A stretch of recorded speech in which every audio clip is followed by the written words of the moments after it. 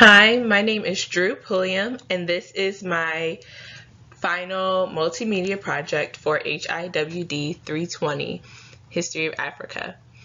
I did Ghana for my project, and just starting off, I just want to say that I chose Ghana because of a family in my church who are missionaries to Ghana.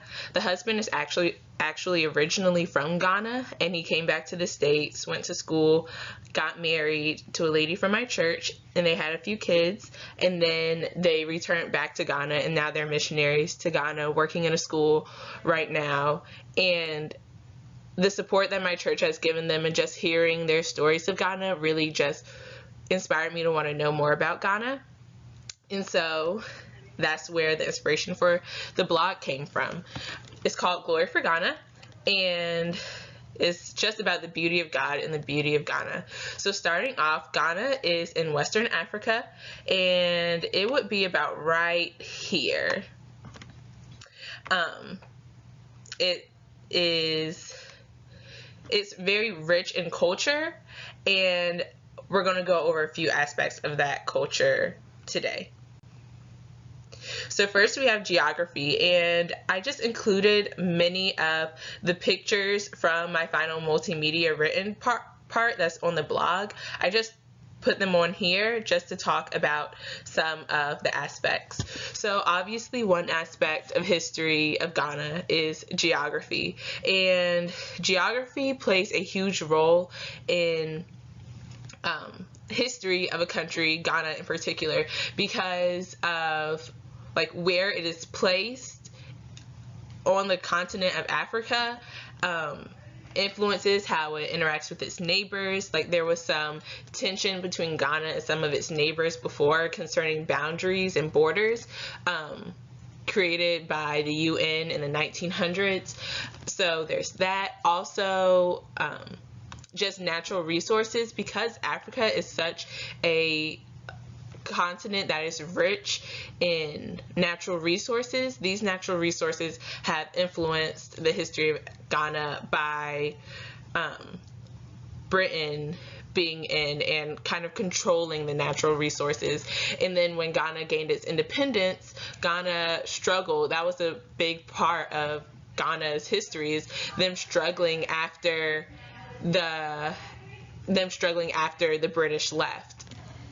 Also, there is art, and this was one of my favorite subjects to actually learn about Ghana, because their culture is so rich that the art is just beautiful. And the art of Ghana is when most people think of the art of Africa, they're really thinking about the art of Ghana, because Ghana originally created many of these pieces that people think of that represent Africa.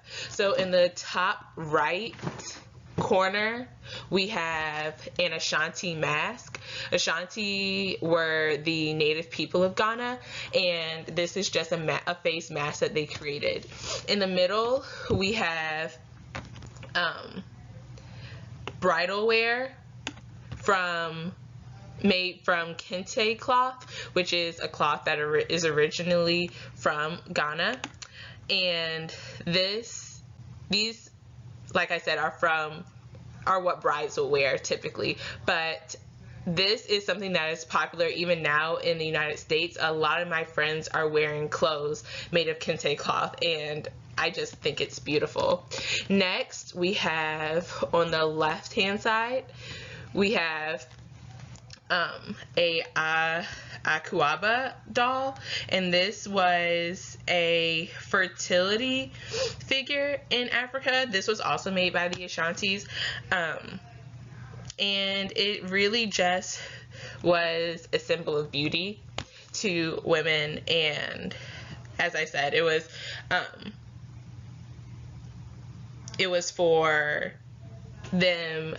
women as they were expecting a child. Next, we have music, and as we know, music in Ghana and Africa is very percussive, and so there's lots of drums. On my blog, there is They have a music called High Life, and there are 3 different types of High Life music, but they're on the blog, on the final multimedia project. I have a song that is a type of High Life music, but it's really just music is in Ghana is very important, and they use it to celebrate, they use it for everything, and the drums is very much representative of music in Ghana. And lastly, we have religion.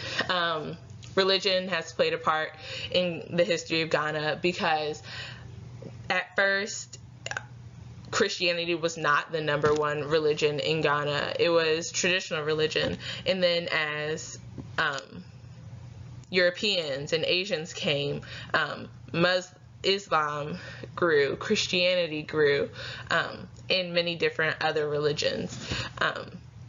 And so I have 2 pictures of churches. The first picture right here is actually a Catholic church, and then this is a Christian church. But I've thoroughly enjoyed learning about Ghana this semester. It has been great just learning about a different culture and seeing what makes them special, what makes them unique, which is why I ultimately named my blog Glory for Ghana, the beauty of God, the beauty of Ghana.